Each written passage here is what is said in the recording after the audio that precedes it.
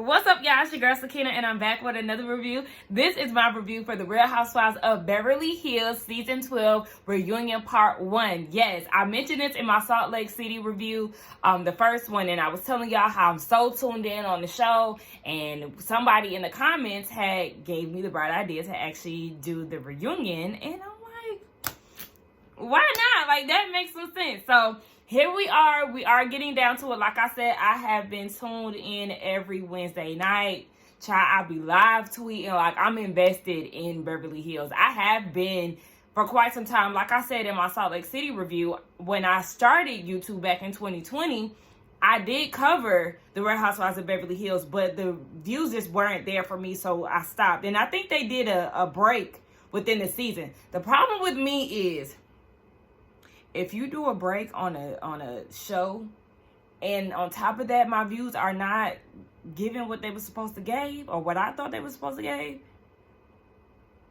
that's the perfect time for me to just let the show go. So that's what happened with Beverly Hills back in 2020. But you know, here we are. At this point, I'm trying not to let views affect me like it once did before. Of course, it's important, but I just have to be consistent. Somebody in my comments yesterday, one of my subscribers was telling me that she has her notifications on, and you know, I'm just not popping up in her algorithm anymore. So you just want to keep a note of that. So I'm just trying to be consistent to make sure I get back in the algorithm. Please make sure y'all like the video. That helps as well. So just help me out, okay? If y'all love me, like the video, share it, comment, do all of that. Participate with your girl, okay? I love y'all. But anyway, y'all ain't here to hear all my YouTube troubles. We here for the review, right? The reunion. So let's go ahead and get into it, right? So it opens up with basically like the reunion trailer with the dramatics, you know, timestamps of how long they were there. Basically, they was there for like 10 hours. And I was like, damn, I think it was 10 hours. I know they got there like 6 in the morning. Child, don't get on me for my time. But they was there for like 6 in the morning. And then they didn't leave till like 10 at night. So they was there all day. And, you know, just the things, Kyle was a wreck. She was ready to go. Kathy was gathering Rinna. Just all things that we going to talk about, you know, over these next, I think it was like a 4-part reunion over these next 4 parts. So anyway, the girls are getting dressed. And let's discuss these reunion looks. When the reunion looks came out, I just wanted everybody to clock out and go home. No rhyme, reason, no nothing. Like, I don't know if the black franchises decide to go with color schemes or what. I used to think that there was a thing for these reunions, but now as time is progressing, I'm thinking that just the black franchises like to do color coordinations or, you know, a particular theme. They need to get on board and actually follow the girls. That's one thing that the white franchises need to do, is follow suit and pick a theme in a particular color for the reunion. Because as a collective, it's an eyesore. I can't stand it. Y'all look a mess. And sitting down, now looking at everybody actually being a part of the reunion, sitting down, I don't hate Garcelle's look as much as I once did sitting down.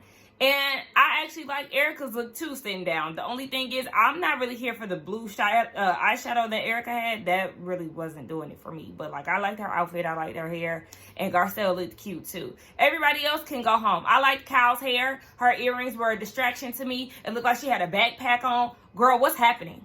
But I did like the hair color.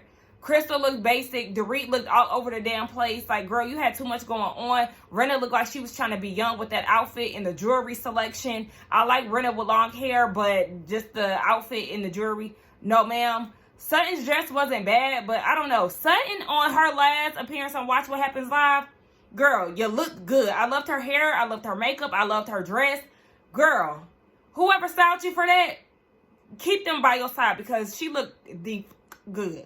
Who else? Diana, she not in attendance, and good for her.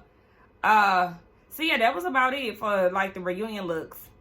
Now we get into the charity events that they had throughout the season. Really, well, I won't say that, because Kyle ended the season with a charity event too, but they just didn't cover that. So it was really the toothless, not homeless, homeless, not toothless, toothless and homeless charity, like Dorit.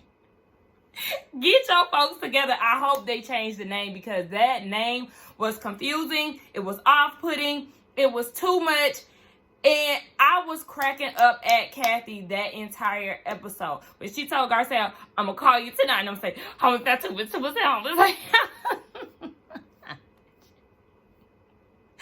That episode had me cracking up. I rewound it so many times. Just everybody getting the name wrong. Everybody being confused. Everybody watching the girls' drama just unfold. Like, that episode was just a lot.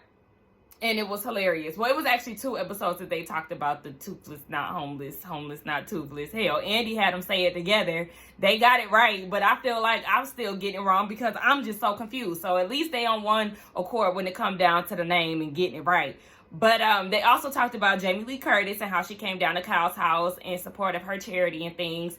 And Andy was like, well, Jamie Lee Curtis is here today. And he was like, no, I'm just playing. And she actually walked out. So everybody was excited and stuff. But did y'all cringe like I cringed when Crystal got up to give her a hug? It was just like real awkward. But they started talking about Dorit and this chic, that, everything was chic. It was so ass kissy and cringy. Like, oh my gosh. Dorit, calm down. We get it. You trying to impress Miss Jamie? Whatever. But I guess, her chicness paid off because Jamie said that she didn't realize the impact that this show had because her appearance alone was the biggest day for her charity.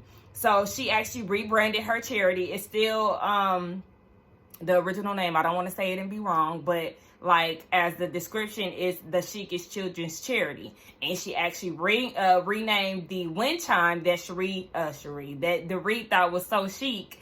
And it's called the Dorit Chic Wind Chime, which is cute. She was showing her appreciation to the girls, which is a good thing. But, when Jamie came out, I couldn't help but to think, like, it's giving Potomac and Nikki.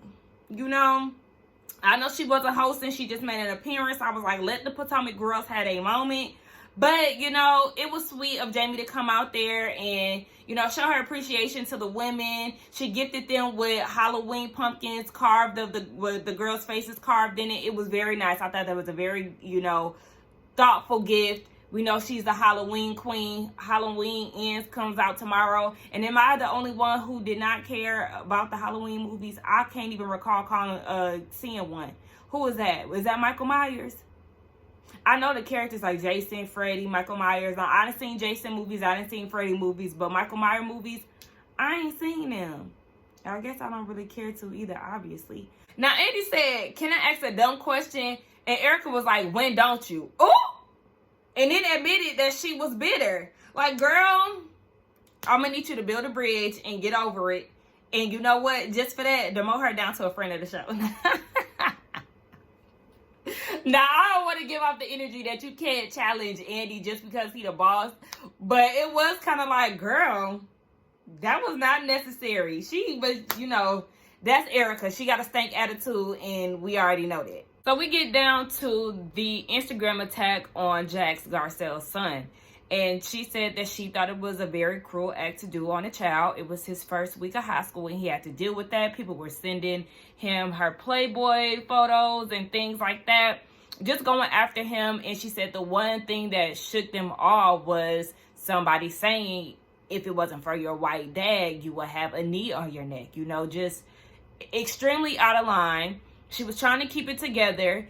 And Andy was like, Renna, you were the first person to speak out against this. Like, why was that? And she was like, because, she just felt like it was too much or whatever. But really, I feel like Renna trying to hurry up and say something about that was a way to cover her own ass. So she wouldn't be, a suspect in this situation. Because even Andy asked, did you think that it was somebody on this cast? And she was like, yeah. And I have an investigation going on right now. And she was looking across the couch. It looked like she was looking in Erica and Brenna's direction, regardless of what it is. It was just way too much. And she felt like, even though there were bots, she felt like somebody on the cast purchased them, whether these were their words or not. They purchased those bots to attack her child in particular. And she felt like she was not wanted on the show. So a way to get her out was to go after her children, and that would, you know, make her want to leave the show. But obviously it ain't working because sis is still here, and y'all just gonna have to deal with that. She's one of the best things that has happened to this franchise. So then we get to Dorit and the break-in.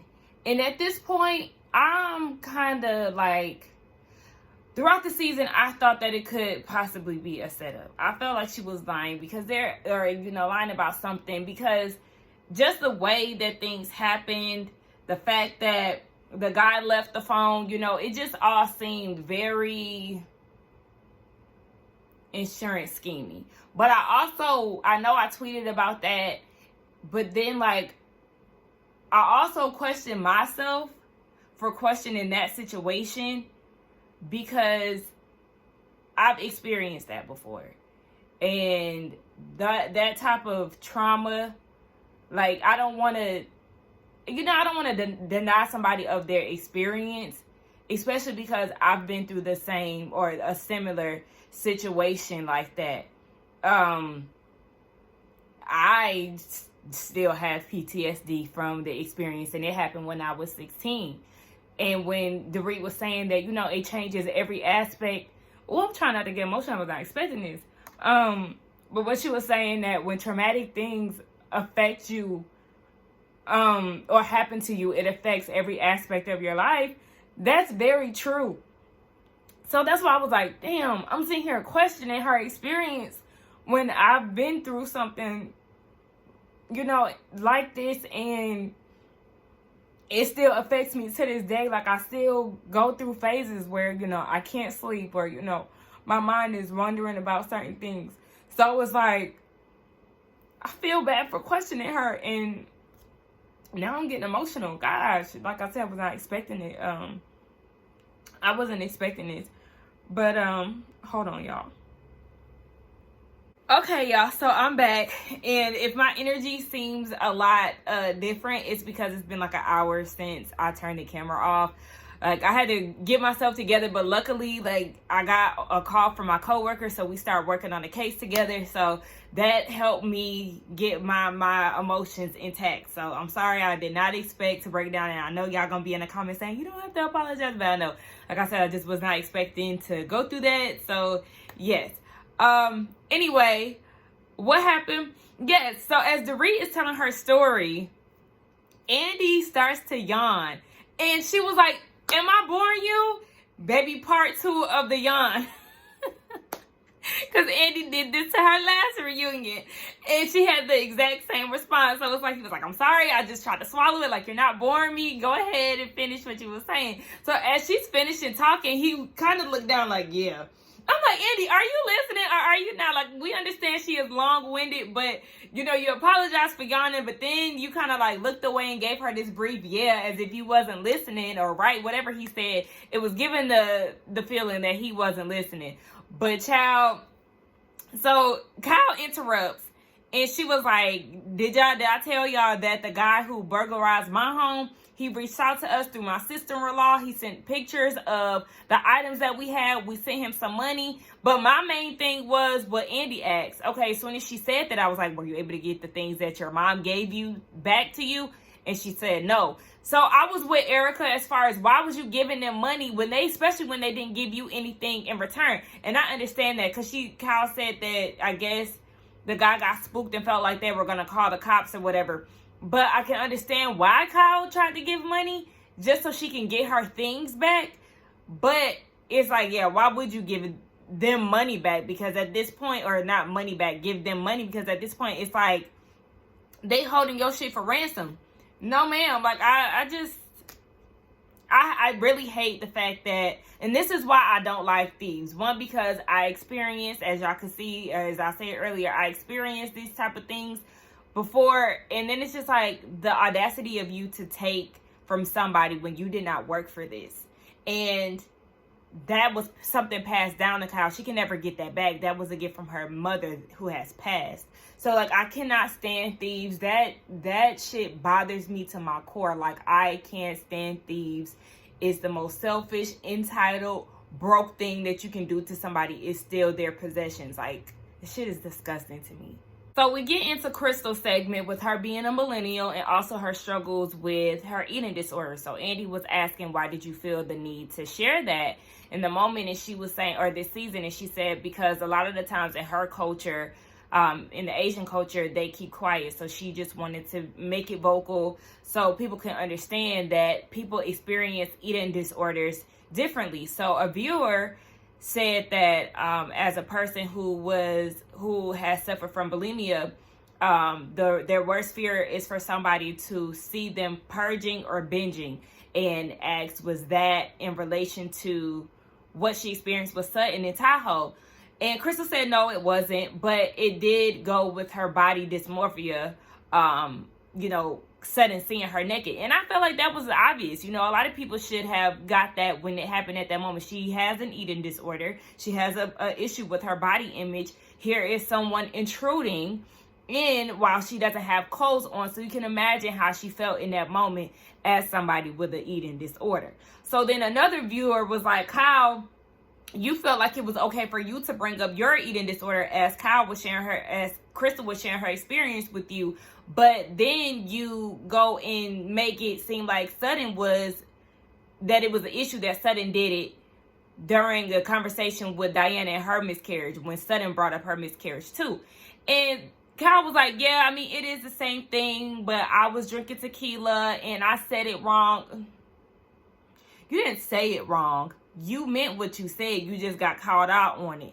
That's the problem. Y'all went throughout this whole season ass kissing with Diana because of her money and her status or whatever.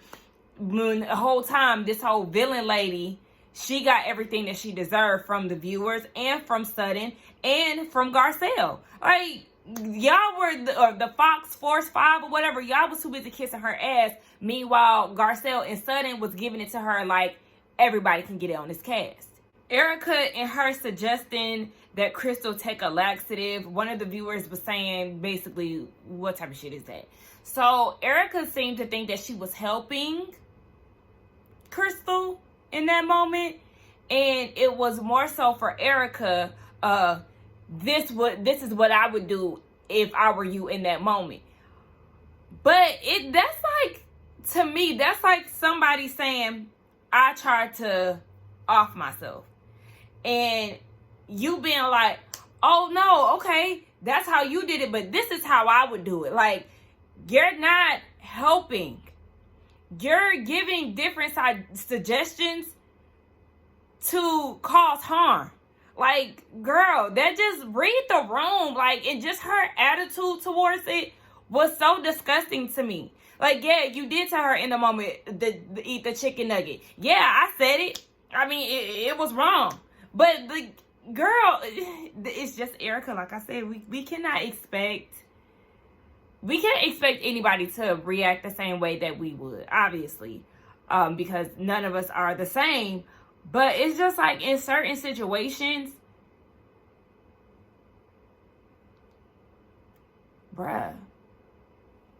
Social cues, read the room. This is what people are telling you. Like, understand what's going on in this moment before you speak. That's the whole thing of read the room. Just like, and just the nonchalantness of it all. So then one of the viewers talk about Dorit. I don't know if it was a viewer question or not. I just feel like we had a lot of viewer questions. It could have been Andy asking this. But somebody was asking about Dorit sharing with the girls that Crystal was vomiting every day. Crystal felt like that was not okay. Dorit said that she, in the moment, didn't feel like she was letting out a secret because Crystal had shared with the ladies about her eating disorder. Yeah, but not to that capacity. And I understand. Crystal even said that she tries not to get graphic, and she's very particular about how she shares the story. So if she's telling you something one-on-one, she wants it to stay that way. So it's like, Dorit, if this was me, like I said, everybody is not going to operate the way that you would. If it was me, I would have kept that close to the chest. Though that Dorit felt as if she wasn't, gossiping or, being messy in that moment, I know for me, I would have kept that close to the chest. especially because the eating disorder is a very touchy subject, and a lot of people who are going through it, they do try to keep some of it under wraps. Like, yeah, they may let people know that this is something that's going on, but as far as the details, they do try to keep under wraps. So I know for me, I would have left that part out and kept that between us. But, you know, Dorit was looking very shocked, but she apologized and Crystal accepted it. All right, so we get down to this dark comment situation between Crystal and Sutton. And Crystal was like, I need to give some context to the experience. You know, that was my first time talking to Sutton in my life. And knowing her today, I would have a totally different feeling and energy towards the conversation. And I was with Andy. Yeah, when you brought it up, sis, you and Sutton were on good terms. So what are you talking about? Crystal, baby, what you need to do for us is clock out, okay? And never to return again. Sis, that whole dark comment, you had the nerve to say that it wasn't one specific thing. It was the entire conversation, your experience. All it is, it wasn't just one specific thing. It was the tone that was dark within the conversation. Girl, then Andy called you out. Okay, but on Watch What Happens Live, you said that it was something worse. I'm sorry. It wasn't even based on that conversation. Girl, you just lying. So even when Kyle was like, okay, so basically when you was in La Quinta, you was lying. No, I was talking about my experience. Girl, if I wanted to say that, you know, if I wanted to call out the dark comment, if it was racist, then I would have said it was. I was with Erica. What a cop-out. Girl, you are a liar. We felt like you was lying in that moment, and we definitely know that you lying now because you're saying that you lied. In that moment, you said it was a dark comment, and you could never provide any receipts. Even Garcelle was like, bruh, if it was something racist, then tell me. I'm a black woman. This is my closest friend out of everybody in this friend group. You know how we get down. If there was something racist that she said, tell me so I can know how to move forward within our friendship. But since you can never provide any receipts or any type of reference because you lied. Crystal is one of those people who will lie for the benefit of the conversation. That showed it right there. She lied to get the heat off of her and to put it back on Sutton because they know what she said, what Garcelle called her out on. I feel like whatever Sutton said in that moment, you was going to ask her, ask her, was she really that girl? Yes. Garcelle called it right. She hit the nail on the head. But to get the heat off of you for your benefit, you went and told a lie just so you can look good in that moment and within the conversation. That's somebody that you cannot trust. I don't know what the hell is happening, but if I was Sutton, I honestly would not allow this situation to just breeze by as it does because Crystal has a history. She said that she lost 14 friends. And even in that moment, she was lying because she claimed that it was before she got the position on Bravo or Housewives, and then she goes and says it was afterwards or vice versa. Whatever it was, she was lying about how she lost these 14 friends because even Kyle was like, okay, but some of these girls were also asked to be on the show. So sis, you was lying about that situation. We know that you lost a lot of friends, and I feel like you lost a lot of friends because you're not trustworthy. I feel like she's very manipulative and she's going to sway a story whichever way she wants it to go for her personal gain, for her benefit, for the way that she looks. I don't like that. That shit is weird. Sutton, you need to not hang with her. Garcelle, you need to not hang with her too. I don't care if she's a person of color or whatever. If she ain't no Caucasian woman, I don't give a damn. Because you know what? True tea is a lot of Asians seem to think that they are white or white adjacent or whatever, whole time they really not. So please be careful. I'm not saying that Crystal is one of them, but just be very mindful of that. I would not, baby, we would be co-workers, and that's just that on that. I would not trust her because and then I wanted to like Crystal. I felt like, you know, I was gonna like her on her first season, but sis, you just don't mesh with the group. You just don't mesh with the group. And then your lies, that was a big lie, sis. Like, yeah. And I was with Andy, baby. We watched 3 episodes of a dark comment that was not even true. I'm going to give it to her. She held her own. She didn't back down. She didn't cry. I'll give her that. But Crystal, No, ma'am. And before we get off Crystal real quick, let me tell you something, Miss Ma'am. As somebody who was a diehard fan of Michael Jackson, and no, I'm not being biased, but since I want to let you know right now, MJ is not cancelable. Okay? He is not problematic, especially not in the black community, baby. And obviously not in the white, because your good sis, Kathy Hilton, wanted to hear Billie Jean. So, baby, you can beat it. I just felt like Crystal was trying to be too woke when she said that. I was like, girl, what? Because, baby, this is not R. Kelly. This is not the Pied Piper, okay? We talking about Michael Jackson, okay? Everybody on that stage with you, we're not in agreement with you. Since you were just trying too hard to be woke, again, clock out. So then we get into Diana's segment. She ain't there. She was supposedly sick. And yeah, girl, you ain't sick. That was just a cop-out way for you not to actually be there. Anyway, Andy is like, you and your lawyer's been real busy. You've been putting out a lot of cease and desist for all rumors online about you being an alleged madam and your book being a book of call girls and all of that. And she was like, the book is something that she was proud of. It helped many lives, blah, blah, blah. Okay, so then they talk about the Epstein situation. She says she don't know that man in 97. She didn't even have her paperwork to be in America. So, no, the other guys that she's been tied to, Justin Timberlake, Guy Ritchie, they're just friends. Okay, whatever. So then he was like, okay, the black content creator that you got into it with, you know, you got the people upset. So what was up about that? So Crystal was saying that, remember when Diana tweeted this when it was happening, that Crystal called her cussing her out. So Crystal was like, yeah, I needed to call her out on it because she was upset when she seen it. And she said when she had a conversation with her, that's when she realized that Diana thought that this was black content, was like a dark place where people post stuff to purposely troll them.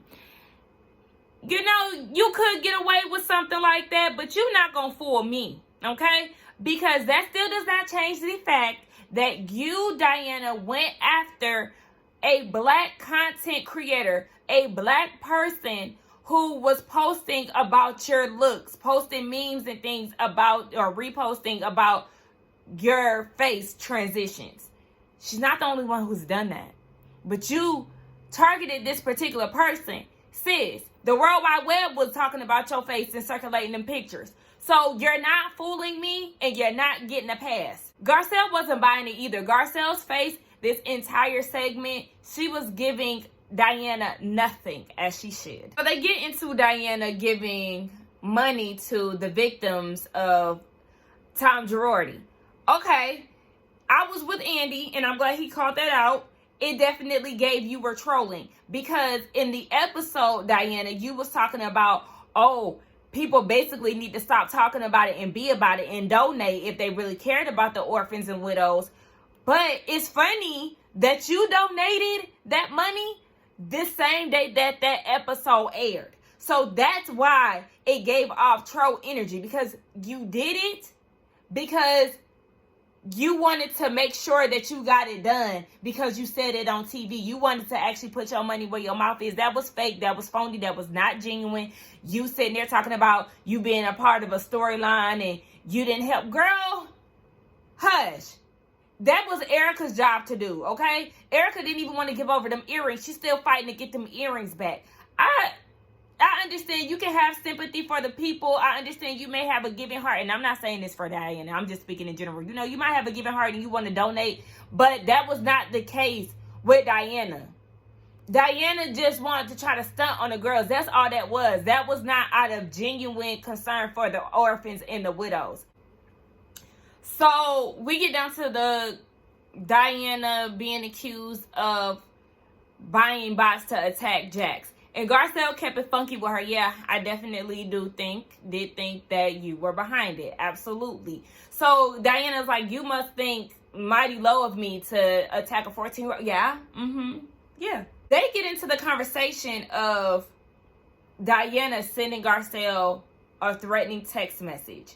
And that's because Jax received a text while with his dad, the one about if he didn't have a white dad, they will have their knee on his neck. He got that message and he reposted it and said, this is too far. So Diana decides to reach out to Garcelle and ask her to pencil out her name because she's getting threats. And Garcelle is like, my son is being attacked online and you want him to erase your name? You want us to make sure your name is edited out, meanwhile my son, the victim, is being attacked? So then here come Kyle, you know, because they love to ass kiss Diana because of her money. Well, I think she was saying that, you know, you could delete the post, you know, pencil out her name and then repost it. I think that's what she's saying. And Garcelle got just as upset as I did when Kyle even fixed her mouth to say that, because it's like the audacity of white people in general to think that during my time of crisis or whatever, this time of me being attacked, to think of you. She's trying to protect her son, and y'all white women want her to edit your name out to protect you. Meanwhile, she's trying to look out for her son. It's just the caucasity of it all. Like,